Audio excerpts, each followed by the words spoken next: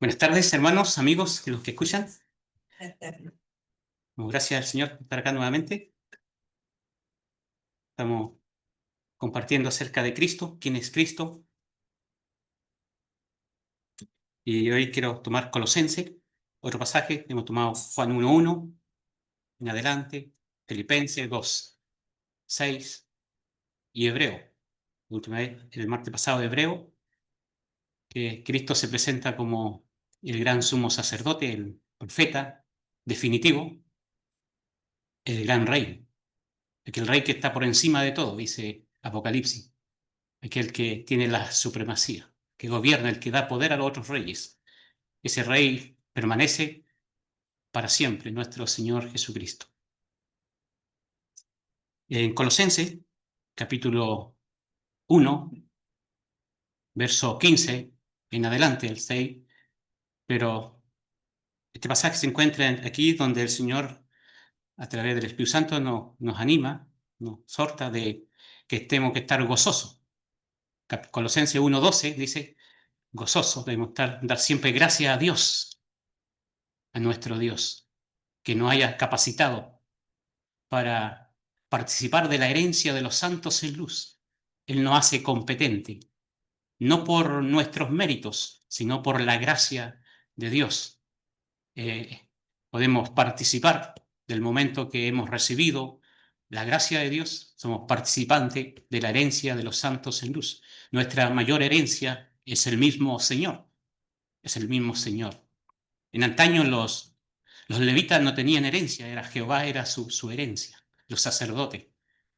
Así que nosotros debemos gozarnos y dar gracias siempre a Dios.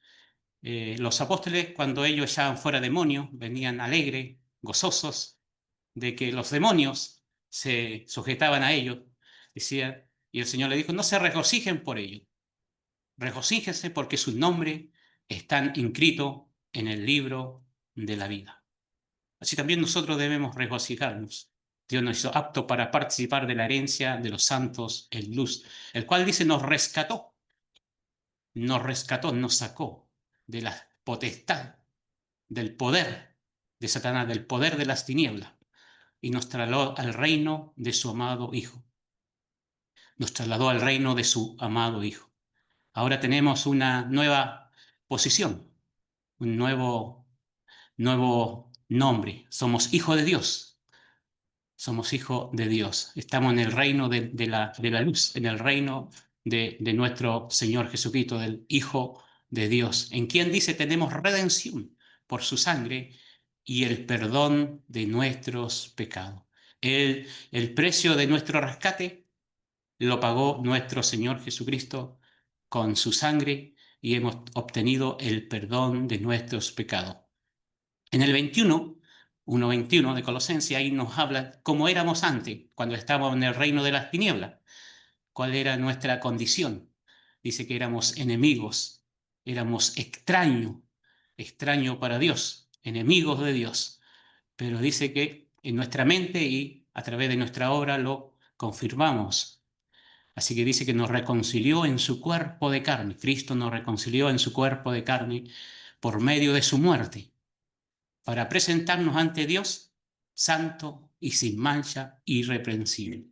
Así que tenemos ahora acceso a la presencia de nuestro Dios, porque nuestro Señor Jesús, con su sacrificio, su obra y nuestra fe puesta en Él, nos presenta ante nuestro Dios santos, santos, escogidos somos para Él, para nuestro Dios, y nos presenta. Y dice, si en verdad permanecéis fundados y firmes en la fe, si en verdad permanecéis fundado y firme en la fe, sin moveros de la esperanza del Evangelio que habéis oído, el cual se predica, dice, en toda la creación que está bajo el cielo. El Evangelio tiene un mensaje, y el mensaje es acerca de Cristo, que hay perdón de pecado, ¿verdad?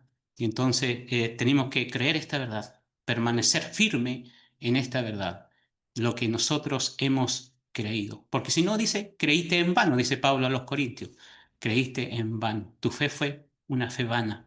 La fe verdadera es una fe que permanece, aun cuando hayan tribulaciones, se puede debilitar, pero sigue en pie, no desaparece, no se desaparece. Y es más, dice que se purifica más todavía en el apóstol Pedro. Y ahora en Colosense, el 15, nos habla quién es este que nos ha redimido, quién es el Hijo de Dios, quién es Él. Y dice que Él es la imagen del Dios invisible. En hebreo dice que es la imagen misma de su sustancia. Es decir, Cristo es aquel que nos representa, que representa a Dios tal cual Él es, en toda su esencia, en toda su naturaleza. Todo lo que Dios es en amor, en santidad, en justicia, en gracia, en misericordia, en ira, todo lo encontramos en la persona de Jesucristo, lo encontramos visible en Él, porque Él es Dios manifestado en carne, dirá, ¿verdad? Juan capítulo 1, verso 14. Si queremos conocer a Dios, tenemos que conocer a Cristo, mirar a Cristo. El Señor Jesús, Él dijo a los suyos, Juan 14, 7 y 9, el que me ve a mí, ve al Padre. Si me conocieseis, conoceríais al Padre, le dijo el Señor a Felipe. O sea, conocer a Dios, debemos conocer a Cristo. Un día vamos a ver a Dios, vamos a ver a Cristo porque Él es Dios. Él es la imagen misma de Dios. Él es divino, Él es Dios. No es una criatura del tiempo. Juan es claro, dice que Él es el creador de todas las cosas. Sin Él nada de lo que ha sido hecho fue hecho. Todo ha sido creado por el Señor. Todo. Y es todo. Y Él sigue diciendo que es la imagen misma de su sustancia, el resplandor de su gloria, ¿verdad? El resplandor de su gloria, dice Hebreo, y aquí dice que es la imagen misma del Dios invisible y es el primogénito de toda creación. Es el primogénito. La palabra primogénito se usa se usa de dos maneras para describir cuando es el hijo mayor, después sí que pasivo, entonces es el primogénito. Por ejemplo, de María dice que Jesús es el primogénito, pero de Dios es el unigénito, es el único hijo de Dios. Y también se usa para nombrar a aquel que tiene la supremacía, aquel que es privilegiado, aquel que tiene el poder. Por ejemplo, eso lo vemos a lo largo de las escrituras en Israel. En Israel, por ejemplo, cuando Dios saca a su pueblo, dice, deja a ir a mi pueblo, a mi primogénito. Y él no era el primer pueblo, había muchos otros pueblos antes. Y Dios le dice, en mi primogénito. Cuando también Abraham, ¿cierto? Coloca el primogénito a Isaac, pero Isaac no es su hijo mayor, es Ismael. Entonces, a lo largo de la escritura vamos viendo eso también, por ejemplo, en, en la tribu de Israel.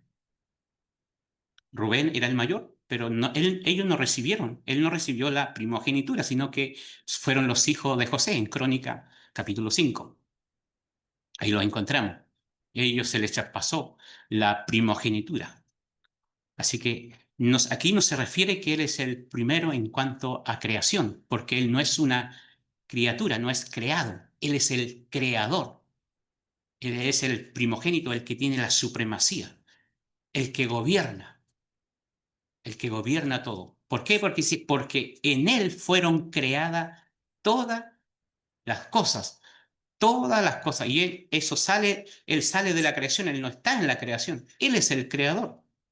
Él es el creador. Y dice lo que hay en los cielos y lo que hay en la tierra, ya sea seres angelicales, serafines, querubines, ángeles, todo lo que nosotros no podemos ver o aquello que podemos ver, todo fue creado por Él. Él es el creador de todas las cosas. Dice, sean principados, sean potestades, sean dominios. Todo ha sido creado por el nuestro Señor Jesucristo. Y Él dice que es antes de todas las cosas, antes de lo creado, antes de lo creado. Él crea el tiempo, el espacio, la materia. Él es el creador de todo, de lo visible y de lo invisible. Así que Él no es una criatura creada. Él es Dios, creador. Y dice que por medio de Él sustenta todas las cosas. Él sustenta todas las cosas. Él sustenta todas las cosas. Él la gobierna. Todas las cosas existen por su voluntad. Él la mantiene unida, la mantiene en orden. Y eso dice Hebreo por el poder de su palabra. Su palabra tiene poder. Su palabra tiene poder. Él dijo y fue hecho, Él mandó y existió. Su palabra hará que los muertos resuciten. Así dijo Juan 5, 28 y 29. Vendrá la hora cuando todos los que están en el sepulcro oirán la voz del Hijo de Dios, ¿cierto? Algunos saldrán para resurrección de vida, otros para resurrección de condenación. Todos van a resucitar a la voz de nuestro Señor Jesucristo. Pero Corintios dice, en su debido orden. Él es el creador de todas las cosas. Él es antes de todas las cosas. Él sustenta todas las cosas. Además dice que Él es la cabeza del cuerpo, que es la iglesia. O sea, Él gobierna su pueblo. Él gobierna a los creyentes. Lo hace hoy a través de su palabra y a través de el Espíritu Santo. Él es el Señor de la iglesia. Él es el que gobierna. Nosotros estamos bajo de su señorío. No hay otro por encima de nosotros, sino solo el Señor Jesucristo. Él gobierna. Él gobierna toda todo su pueblo. Él es la cabeza del cuerpo que es la iglesia, el primogénito. Él es el primogénito, dice también, de los muertos. Él es el primogénito de entre los muertos. ¿Qué quiere decir esto? Porque vemos en el Antiguo Testamento que resucitaron varias personas resucitaron, también lo vemos en el Nuevo Testamento, quedaron registrados tres resurrecciones en el Nuevo Testamento, la de la hija de Jairo, el hijo de la viuda de Naín, ¿verdad? Y la más que conocemos, eh, Lázaro. Y vemos que hubieron resurrecciones, pero él dice que es el primero en resucitar. Esto quiere decir que él resucitó con un cuerpo glorificado para no ver más la muerte. En cambio, los otros que resucitaron volvieron a unirse a los muertos, volvieron a morir, volvieron a morir. En cambio, el Señor Jesucristo, Él resucitó, Dios dice que lo ha resucitado con su Espíritu Santo. Él no resucitó solo, Él tenía el poder de hacerlo. Él dijo, tengo poder para poner mi vida y volverla a tomar. Pero Él no resucita por sí mismo. ¿Tenía el poder? Sí.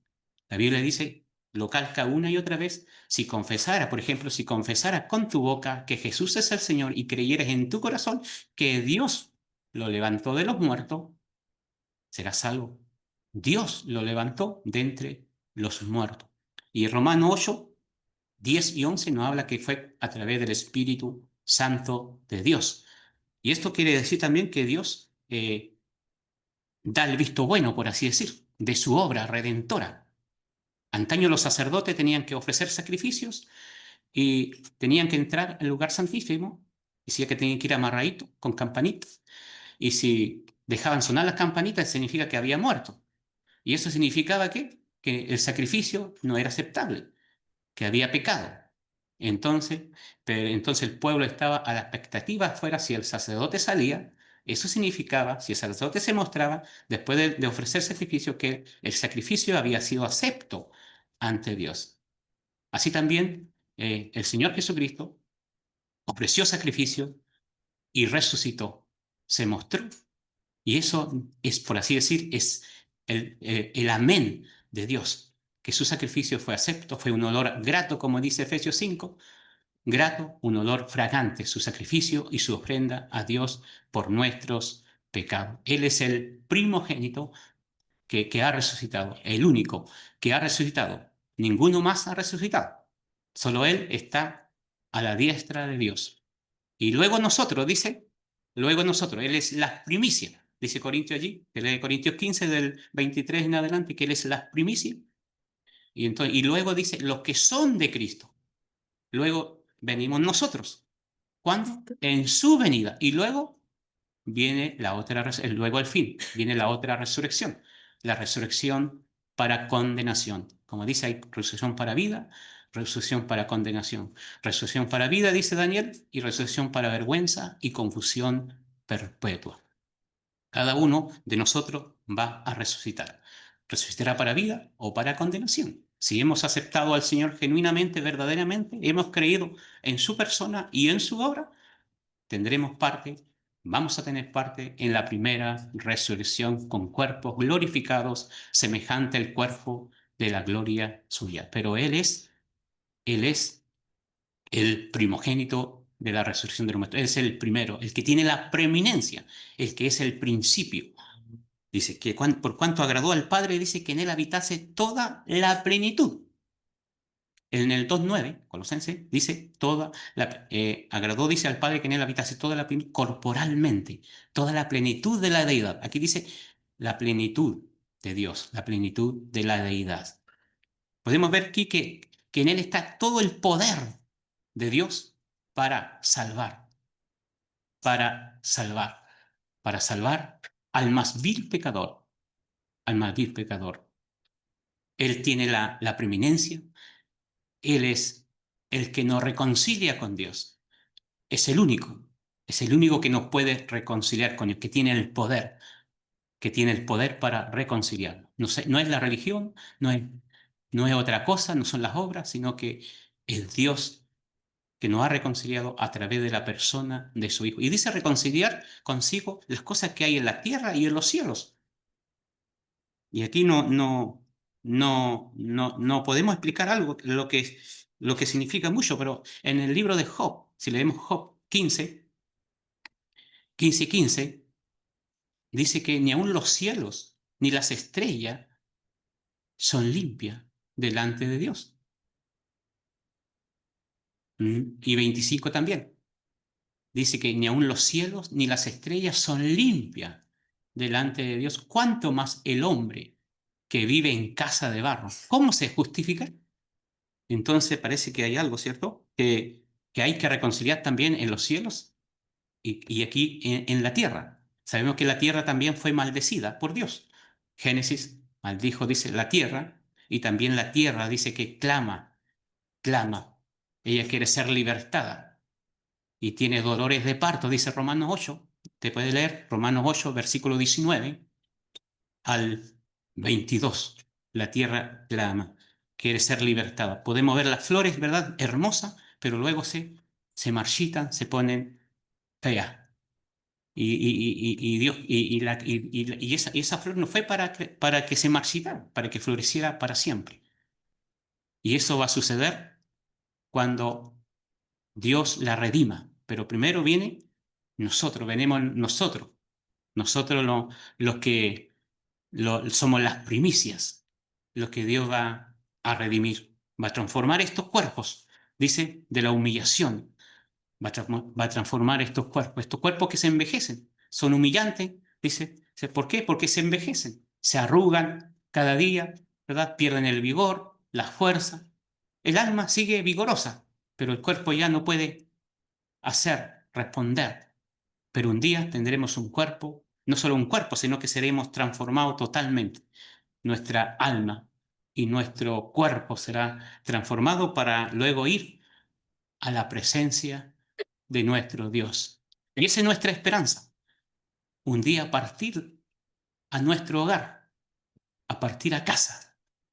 ¿Y qué nos queda a nosotros? Si tenemos realmente esperanza y creemos que Jesucristo tiene la preeminencia, la supremacía, que Él es el Señor, que Él es nuestra cabeza, eh, lo único que nos queda es someternos a Él, vivir como que Él es el Señor, porque Él es nuestro Señor.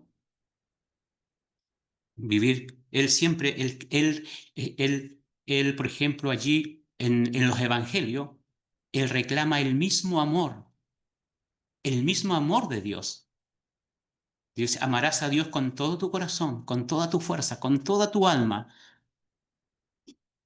Y Él exige este amor de esta manera. Dice, si amáis padre y madre más que a mí, no eres digno de mí.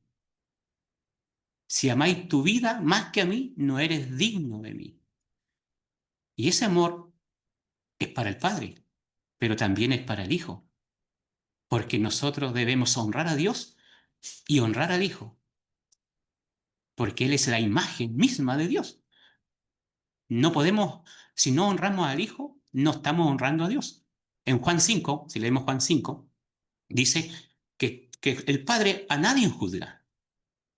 El Padre a nadie juzga, sino que todo el juicio se lo dio al Hijo. ¿Para qué? Para que todos honren al Hijo como honran al Padre. El que no honra al Hijo no honra al Padre.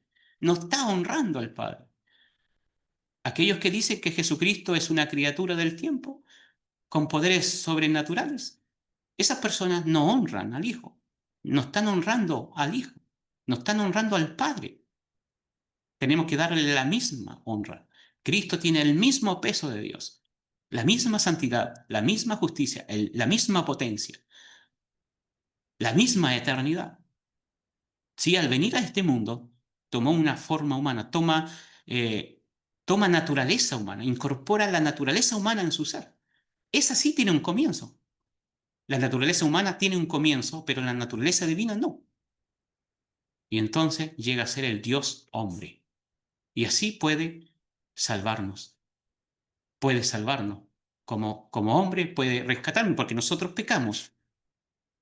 Pero como Dios tiene el poder para salvarnos. Cristo es la imagen misma de Dios, del Dios invisible, el primogénito de toda creación, el que tiene la supremacía, porque en Él fueron creadas todas las cosas, las que hay en los cielos, las que hay en la tierra, visible e invisible, sean tronos, sean dominios, sean principados, sean potestades, todo fue creado por medio de Él y para Él. Él es el heredero de todas las cosas. Y Él es antes de todas las cosas y todas las cosas en Él subsisten. Él es el Señor. Él es nuestro Señor a quien debemos de rendir honor, gloria y honra para siempre. Que Dios bendiga su palabra. Ahí creo que el tío nos puede ayudar con la pantalla para proyectar la segunda pantallita. Entonces ahí, entonces, ¿cierto? La idea es que podamos ir recordando qué es lo que vimos la semana pasada. La semana pasada lo que estuvimos viendo, ¿cierto? Fue cómo el Señor se describe a sí mismo como manso, como humilde de corazón. Estuvimos viendo, ¿cierto? Cómo su mansedumbre no repele, cómo su mansedumbre no intimida, sino que es una mansedumbre que invita, es una mansedumbre que atrae, ¿ya? Entonces ahí también pudimos contemplar que el corazón de nuestro Señor no es duro, no es orgulloso, sino que es tierno y es accesible. Bien, entonces hoy día los quiero invitar a que podamos ir y continuar, ¿cierto?, con este recorrido. Y la idea es que, como nosotros vimos, ¿cierto?, la humildad en el corazón de nuestro Señor en esta segunda reunión, entonces yo les quiero ir mostrando, ¿cierto?, lo que es su corazón en acción. Y los vamos a hacer a través de un pasaje que es súper conocido, que es la alimentación de los 5.000. ¿Ya? Así que el énfasis claramente no va a estar en los panes, no va a estar en los peces, sino que va a estar en el corazón del Señor, que es aquel que los multiplica. Bien, y en el versículo 14, como aparece aquí arribita, ¿cierto? Nos entrega una clave y dice, y saliendo Jesús vio una gran multitud y tuvo compasión de ellos y sanó a los que de ellos estaban enfermos. Así que vamos al pasaje que nos convoca, que es Mateo capítulo 14, versículo 13 al 21. Vamos a esa lectura entonces, Mateo capítulo 14, desde el versículo 13 al 21. Dice así la palabra del Señor. Oyéndolo Jesús se apartó de allí en una barca a un lugar desierto y apartado. Y cuando la gente lo oyó, le siguió a pie desde las ciudades.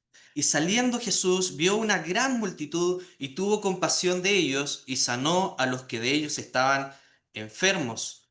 Cuando anochecía, se acercaron a él sus discípulos diciendo, el lugar es desierto y la hora ya pasada. Despida a la multitud para que vayan por las aldeas y compren de comer. Versículo 16. Jesús les dijo, no tienen necesidad de irse, dadles vosotros de comer. Y ellos dijeron, no tenemos aquí sino 5 panes y 2 peces. Y él les dijo, tráedmelos acá. Entonces mandó a la gente recostarse, cierto, sobre la hierba, y tomando los 5 panes y los 2 peces, y levantando los ojos al cielo, bendijo y partió, y dio los panes a los discípulos, y los discípulos a la multitud, y comieron todos, y se saciaron, y recogieron lo que sobró de los pedazos, 12 canastas, 12 cestas llenas. Y los que comieron fueron como 5000 hombres, sin contar las mujeres y los niños. Hasta aquí, entonces, la palabra del Señor y que, por supuesto, el Señor bendiga su palabra en esta tarde. Entonces, la idea, ¿cierto? Y lo hermoso es que esta historia no solo aparece acá, sino que también aparece en Marcos, aparece en Lucas y también aparece en Juan. Entonces, esto nos permite tener diferentes perspectivas, ¿cierto?, de una misma historia. Y cada evangelista nos entrega detalles que van enriqueciendo la escena si los tomamos todos juntos. Por ejemplo, Marcos, ¿cierto?, el capítulo 6, versículo 34 dice, Jesús tuvo compasión de ellos, ¿por qué? Porque los vio como ovejas que no tenían pastor. Bien, entonces nos ayuda a entender que el Señor no actuó solo por el hambre físico que estas personas sentían, sino que también por la condición espiritual ya que en la que estaban todas estas personas que acudieron a él. En Lucas, el capítulo 9 versículo 11 nos dice que Jesús les hablaba del reino de Dios, además de sanar a los enfermos. Entonces su compasión se expresó en palabra y en obra. Bien, y en Juan, el capítulo 6 versículo 4 nos cuenta que todo esto ocurrió cerca de la Pascua. Entonces, esto nos ayuda a conectar el relato, ¿cierto?, con el pan del cielo en el Antiguo Testamento y con el discurso del pan de vida que Jesús va a dar después de esta historia que se narra acá en Mateo. Entonces, si se fijan, todos estos versículos nos pintan un cuadro mucho más grande, así que vamos al cuadro. ¿Qué es lo que nos dice el cuadro? Jesús, ¿cierto? Luego de la muerte de su primo Juan el Bautista, que es el contexto de lo que ocurre acá en Mateo, busca un momento de descanso. Bien, está buscando un lugar donde apartarse porque claramente en su humanidad, ¿cierto? Tiene pena, tiene dolor, necesita estar solo. Entonces, va a buscar un lugar de descanso, va con sus discípulos en esa barca y de repente ve una multitud. Bien, su corazón se mueve. Entonces los recibe, les enseña, los sana, los alimenta. Y ese es el corazón, ¿cierto?, de nuestro Señor en acción. Entonces, para poder, ¿cierto?, aprender de su corazón, es necesario que podamos ir escuchando, ¿cierto?, los 3 llamados que el Señor nos va a ir haciendo. ¿Y cuáles son esos 3 llamados que el Señor nos va a hacer? En primer lugar, se nos llama a ver con Cristo. Bien, en segundo lugar, se nos llama a conmovernos con Cristo. Y en tercer lugar, se nos llama a actuar con Cristo. Bien, entonces vamos a ir viendo uno a uno. Y por supuesto, vamos a comenzar con el primer punto que es ver con Cristo. Aquí aproveché de utilizar, ¿cierto?, la tecnología y vamos a ir mostrando, ¿cierto?, imágenes y por supuesto lo que nos enseña el pasaje. Bien, el versículo 14 comienza con algo que a simple vista, ¿cierto?, parece bastante sencillo, pero que en realidad es mucho más profundo. ¿Qué es lo que nos dice el inicio del versículo 14? Dice, y saliendo Jesús vio una gran multitud. Bien, acá este verbo vio que es eiden, ¿bien? O la verdad, ¿cierto? Que no es simplemente echar un vistazo, algo rápido, sino que va mucho más allá. Significa mirar con atención, significa mirar con percepción, ¿bien? Con entendimiento. Esa es la idea de la palabra. Entonces, acá el Señor Jesucristo no solo constató, bien, lo que había a su alrededor, que era mucha gente, sino que Él realmente los vio, Él los analizó, Él los observó uno a uno, bien. ¿Y qué fue lo que vio? ¿Qué fue lo que percibió allí? Vio y discernió cada uno de sus corazones. Por lo tanto, conoció sus dolores, conoció sus necesidades de una forma particular y una forma colectiva. Bien, es una mirada muy integral, no solo en lo físico, sino que también en lo profundo del corazón de todas las personas que estaban allí esperándolo. Por lo tanto, acá, hermanos, vemos cómo los evangelios también nos muestran el corazón del Señor y tenemos que detenernos un momento y tenemos que pensar. Por ejemplo, poniéndolo cierto, nosotros en nuestra realidad, caminamos entre un montón de gente en el centro, trabajamos con colegas todos los días, sea virtual, sea en lo físico, ¿cierto? En los tiempos que estamos viviendo, nos sentamos juntos, hermanos, en el local, pero muchas veces no nos detenemos a mirarlos de verdad. No percibimos lo que realmente cargan en su corazón. Entonces acá lamentablemente caemos en algo que es propio de nuestra cultura y decimos, hola, ¿cómo estás? Muy bien, ¿y tú? Bien. Check. Siguiente. Y así vamos por hermano con hermano, sin conocer lo que realmente está en el corazón de él. Y la verdad es que igual esto pega porque es algo que yo caigo bastante y súper seguido. Pero si se fijan, el Señor los vio y no cae en esto, sino que su mirada es diferente, su mirada es distinta. Y acá lo que quiero destacar, ¿cierto? Es que el Señor vio una multitud, pero no vio un problema, ¿ok? Entonces acá tenemos que recordar el contexto que les acabo de indicar, porque Él buscaba un lugar apartado, Él buscaba, ¿cierto? Un lugar donde estar tranquilo, porque tenía dolor. Justo había muerto Juan el Bautista hace muy poco. Probablemente estaba cansado y está súper triste. Humanamente eso es completamente correcto. O sea, cualquiera de nosotros habría dicho, si ve a la gente que lo está buscando, no, ¿sabes qué? Ahora no, estoy triste, estoy con pena, hablemos mañana. Pero si se fijan acá, el Señor, a pesar de todo esto, de toda esta carga, de todo este dolor, ¿qué es lo que hace? Su corazón se mueve, ve a las personas, no ve simples problemas, sino que ve personas que están necesitadas de Él, personas que lo buscan. Y aquí el Evangelio de Marcos añade un detalle que es espectacular. Dice, y tuvo compasión de ellos porque eran como ovejas que no tenían pastor. Entonces, su mirada también fue pastoral, porque no vio solamente consumidores de milagros, como a veces tendemos a pensar, sino que vio a personas que necesitaban de una guía, vio ovejas sin pastor, vio corazones necesitados, vio personas necesitadas de cuidado y de dirección. Acá Lucas, el capítulo 9, versículo 11, añade que en esa mirada discernió que necesitaban escuchar del reino de Dios. Entonces así vamos agrupando, ¿cierto?, todo lo que está pasando en la historia. Entonces no era solo hambre física lo que el Señor Jesucristo vio en ellos, sino que también era hambre espiritual. Y el Evangelio de Juan también nos añade, como les dije al principio, otro detalle, que esto ocurrió cerca de la Pascua. Entonces esto nos conecta directamente con la historia de Israel en el desierto. ¿Por qué razón? Porque Dios los alimentó a ellos con un pan que vino del cielo. Y al ver a la multitud, entonces no vio ciertas necesidades que eran inmediatas, sino que también fue capaz de conectar con la historia misma de Israel, con la historia del pueblo y con su propia misión al momento de venir a este mundo como el pan de vida. Entonces así finalmente acá el Evangelio, ¿cierto?, de Mateo, de Marcos, Lucas y Juan ayudan a que el lector pueda hacer esta conexión perfecta para mostrarnos una historia completa. No solo, ¿cierto?, mostrarnos cómo el Señor hace un milagro multiplicando panes y peces, sino que también podamos entender cómo Él, en una historia completa y perfecta, fue capaz de cumplir el Antiguo Testamento y el Nuevo Testamento, mostrándonos que Él realmente es el pan de vida. Así que quiero detenerme también en el texto, que dice, y saliendo, ¿cierto? Él vio a la gran multitud. Él sale y ve. Por lo tanto, él no se queda encerrado en su dolor. Sale, se expone y al ver, percibe.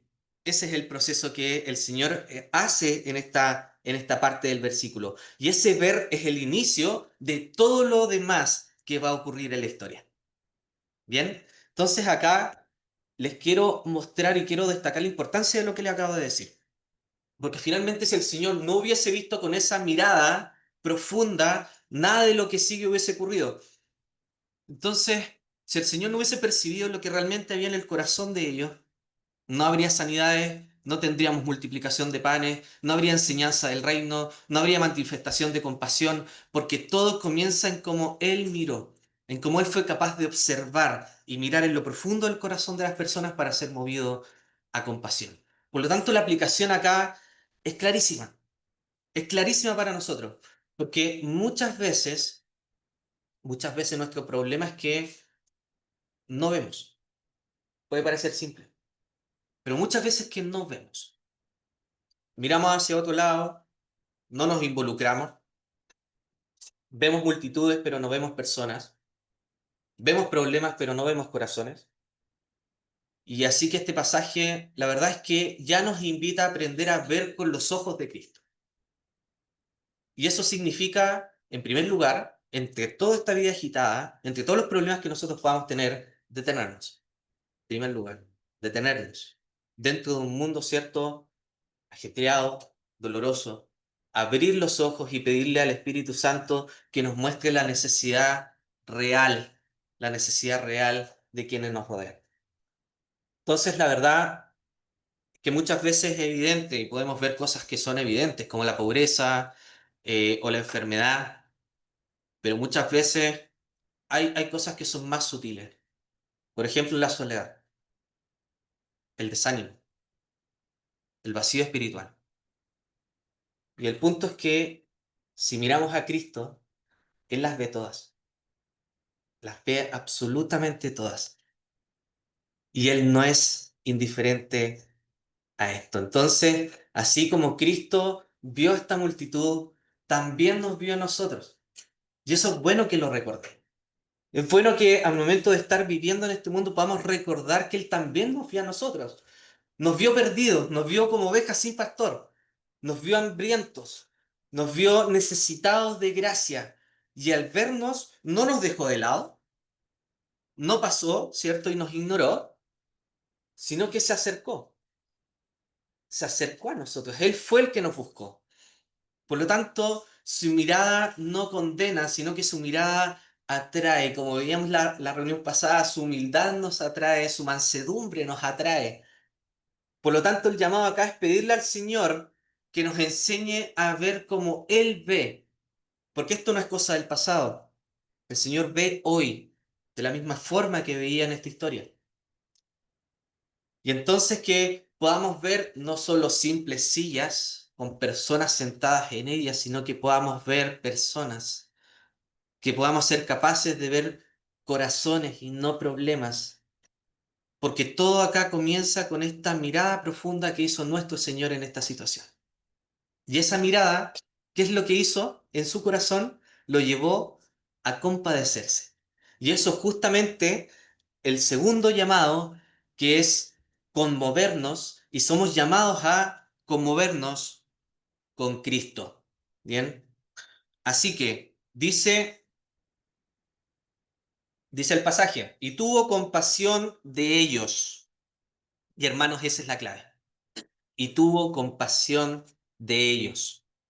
La mirada del Señor no se quedó en un diagnóstico, la mirada del Señor no se quedó en lo teórico, sino que esa mirada lo llevó a conmoverse. ¿Bien? Y acá el griego usa una palabra que es súper fuerte, ¿bien? Que es esplanisté. ¿Qué significa esto? Que es ser movido en las entrañas. Y eso es sentirlo en lo más profundo de tu ser, muy adentro en tu corazón, incluso que se involucran todos tus sentidos desde ¿cierto? Ese sentimiento en la gata que una vez uno nos da cuando tenemos una emoción súper profunda, eso es, el sentir, ¿cierto? En las entrañas. Entonces la cultura en la época Las entrañas eran consideradas como el asiento de todas las emociones, ¿ya? Así que acá no hablamos de un sentimiento que es superficial, que es pasajero, sino que es una compasión visceral, ¿ya? Esa es como la idea que pudiese agruparlo, o una compasión que es súper profunda, ¿ya?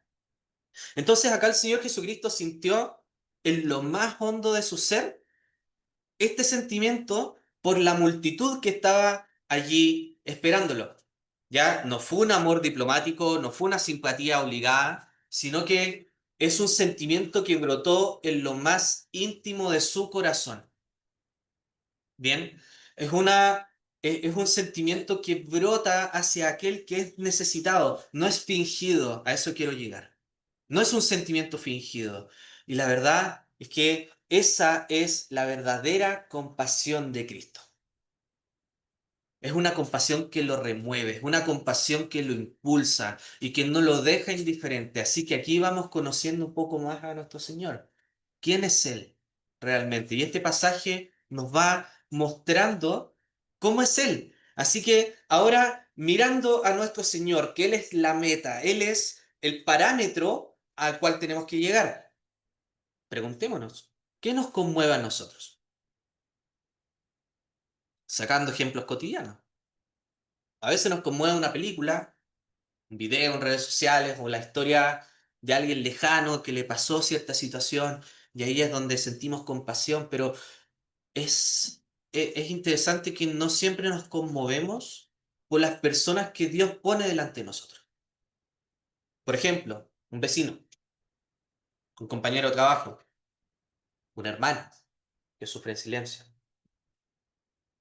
Pero fíjense que Cristo sí se conmovió. El Señor Jesucristo sí fue capaz de ser movido a compasión. Y no fue un sentimiento pasajero, sino que esta compasión lo llevó a actuar. Miren lo que dice Mateo. Mateo dice que sanó a los enfermos. Marcos añade que enseñó como pastor. Lucas nos dice que habló del reino. Y si se fijan en todos los casos, la compasión se tradujo en hechos que son súper concretos. Son súper concretos. Entonces esto nos muestra algo que es clave. La compasión de Cristo siempre es integral.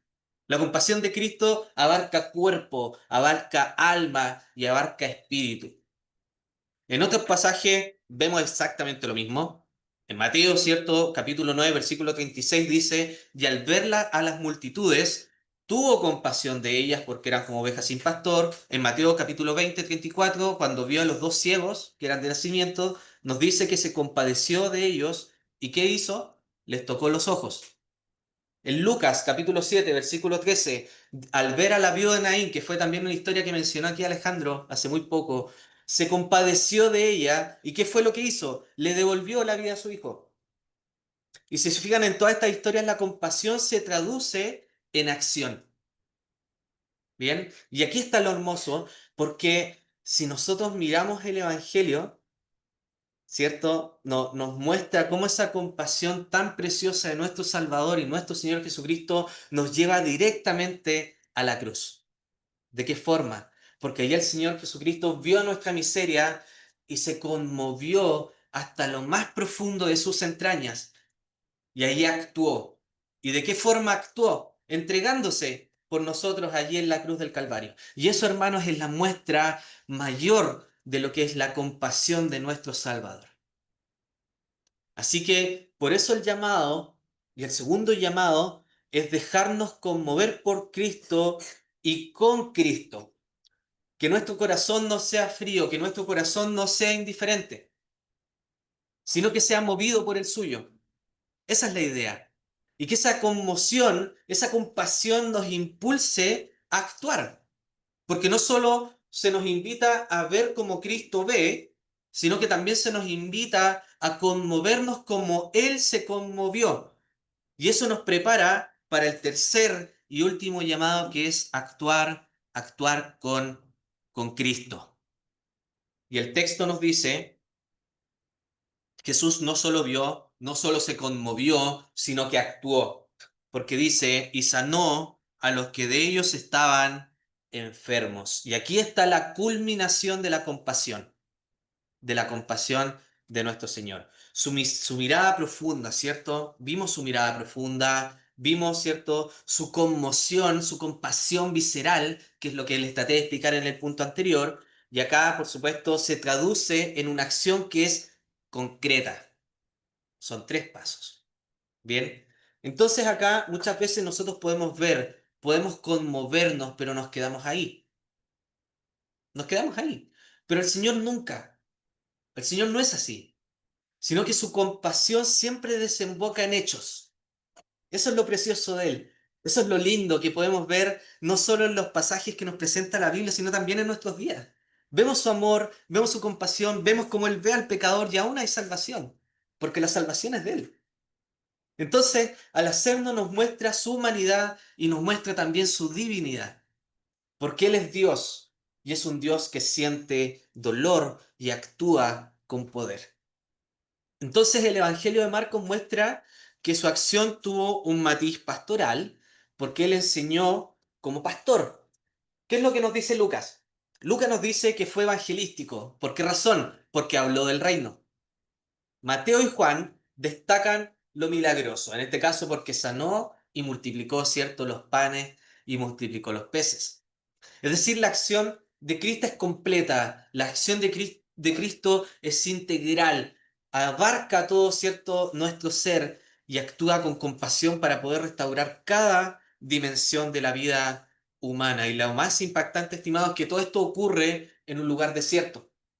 Y en este contexto de cansancio, en este contexto de dolor, cuando humanamente no había recursos, que esto es súper importante que podamos irlo aplicando, ¿qué es lo que pasa allí? Resulta que él va, toma los 5 panes, toma los 2 peces, levanta los ojos al cielo, da las gracias y los multiplica. Así que, hermanos, ¿qué nos muestra esto también? Que lo poco, lo insuficiente en las manos de nuestro Señor se vuelve y se convierte en suficiente y en sobreabundante. Y eso no es por la acción en sí, sino que es por Él. Porque Él lo vuelve suficiente y Él lo vuelve sobreabundante. Y fíjense cómo termina la historia. La historia nos dice que sobraron 12 canastas, una para cada discípulo. Es como si Él les dijera, si sirven conmigo, nunca van a quedar vacíos. Y eso también es para nosotros. Porque, amados, servir con la compasión de Cristo no nos deja vacíos. Al contrario, nos deja en plenitud. Y eso es lo precioso, porque finalmente en sus manos lo poco se multiplica y en su gracia siempre hay sobreabundancia. Entonces, hay algo acá que nos queda claro, que la compasión no se queda en mirar, no se queda en conmoverse, sino que la verdadera compasión, como la de nuestro Señor, se concreta y se tiene que concretar en actuar, actuar como Cristo. Bien, actuar y significa de esta forma acercarnos al que sufre, levantar al caído, compartir el pan, pero lo más importante y sobre todo, que es lo que también se nos muestra acá por parte de nuestro Señor, que es llevar el Evangelio. Sí o sí, es llevar el Evangelio. Y estos son pasos concretos del amor de Cristo. Y lo hermoso es que no actuamos solos. No actuamos solos porque siempre, siempre Cristo obra a través de nosotros. Por lo tanto, Él multiplica lo poco, sostiene nuestras fuerzas, se glorifica en nuestra debilidad. Así que no tengamos miedo de actuar, porque actuar en el nombre de Cristo es hacerlo con el respaldo de Dios, que multiplica los panes, con el respaldo de Dios que llena canastas. Así que es cierto, tengamos esto en mente, servir con la compasión de Cristo no nos deja vacíos. Si lo hacemos por nuestras fuerzas, claramente vamos a quedar vacíos. Claramente nuestro esfuerzo va a llegar a un límite, pero finalmente si tú vas pensando, lo hago por la gloria de Cristo, lo hago por la gloria de Dios, lo hago por la gloria de Él, estoy sirviendo, tu gozo cristiano va aumentando. Sí, las fuerzas físicas pueden irse agotando y cansando, pero siempre ahí, teniendo eso en mente, podemos continuar en la carrera, porque la carrera es larga, hay que tener aguante. Y esa es la idea, mirar a Cristo, mirarlo a Él. Animémonos. Animémonos, hermanos, a continuar sirviendo, aunque las fuerzas físicas estén ahí agotándose. Pensemos que finalmente servir con la compasión de Cristo no nos deja vacíos en nuestra alma, en nuestro corazón. Así que ya, en conclusión, para terminar, hoy vimos cómo el corazón de Cristo se revela en su compasión. Vimos que primero Él miró con profundidad. Él estuvo mirando, ¿cierto?, a toda la gente que estaba allí sufriendo y luego al observarlo se conmovió en lo más profundo de su ser, en lo más profundo de su corazón y finalmente actuó restaurando, actuó sanando y actuó multiplicando, que es lo que vemos en la historia de los 5.000. Entonces, el llamado es claro en esta tarde. La idea es que veamos cómo Él ve, conmovámonos como Él se conmueve y actuemos como Él actúa. Parezcámonos cada vez más a Cristo nuestro Señor. Entonces, este pasaje también pudimos ver que nos lleva a la cruz, ¿bien? Donde nuestro Señor mostró la compasión de una forma suprema, porque allí vio nuestra miseria y en eso no se quedó simplemente en observarnos, sino que Dios amó al mundo y envió a su Hijo unigénito para poder rescatarnos. Y eso es lo precioso. El Evangelio llegó a nosotros porque Cristo fue capaz de observarnos, conmoverse y actuar, muriendo en la cruz para poder rescatarnos. Por lo tanto, ¿cómo no pedirle que también forme esa compasión en nuestro corazón y poder mostrar a Cristo de una forma mucho más pulcra, no solo viendo, no solo conmoviéndonos, sino que también actuando? Primero con los que nos rodean, nuestro prójimo, aquellos que están a tu lado. En este caso estamos acá sentados entre hermanos. Apliquémoslo, aprovechemos. No nos quedemos en el hola, ¿cómo estás? Bien, ¿y tú? Bien, siguiente. Conozcámonos, tengamos la posibilidad de conversar, hagamos comunidad, hagamos que la palabra hermanos tenga validez. Esa es la idea y ese es el llamado, conmovernos, actuar. ¿Bien? Y por eso el llamado es concreto. En esta semana, propongámonos mirar a alguien, ¿ya? Con los ojos de Cristo. Conmovámonos por él, ¿cierto? Por esa persona y al menos demos una acción que sea concreta, ¿ya? Y la idea es que esto puede ser con una llamada, puede ser con una visita, un gesto de apoyo, una palabra de esperanza o lo más importante si es inconverso, llevarles el Evangelio. Tratemos de ir aplicando, ¿ya? Lo que escuchamos. Tratemos de ir aplicando, ¿cierto? Esto y de esta forma vamos aprendiendo cada vez más de nuestro Señor y nuestro Salvador. Así que el llamado es que Él sigue siendo, por supuesto, o lo que podemos aprender es que Él sigue siendo igual hoy, como lo fue en esta historia que acabamos de leer. Un Dios con compasión. Cristo es amor, Cristo es compasión, pero Cristo también es acción. Y eso es lo espectacular. Es un Dios que es real, es un Dios que actúa, incluso el día de hoy. Así que acérquense con toda confianza, en oración, en meditación, en lectura, pero sobre todo actuando y mostrando a Cristo en cada una de sus vidas. Así que vamos a orar ya para finalizar. Nuestro Padre Celestial, queremos dar gracias por tu amor, por tu misericordia, dar gracias porque tu compasión nos alcanzó un día, tu acción nos salvó allí en la cruz. Por favor, ayúdanos a aprender más de Cristo nuestro Señor. Ayúdanos a aplicar lo que aprendemos. Ayúdanos a ser personas más compasivas, personas que puedan acercar a Cristo a aquellos que lo rodean. Puede ser vecinos, compañeros de trabajo, hermanos, y podamos mostrar a nuestro Señor, que podamos ser luz en un mundo que está lleno de oscuridad.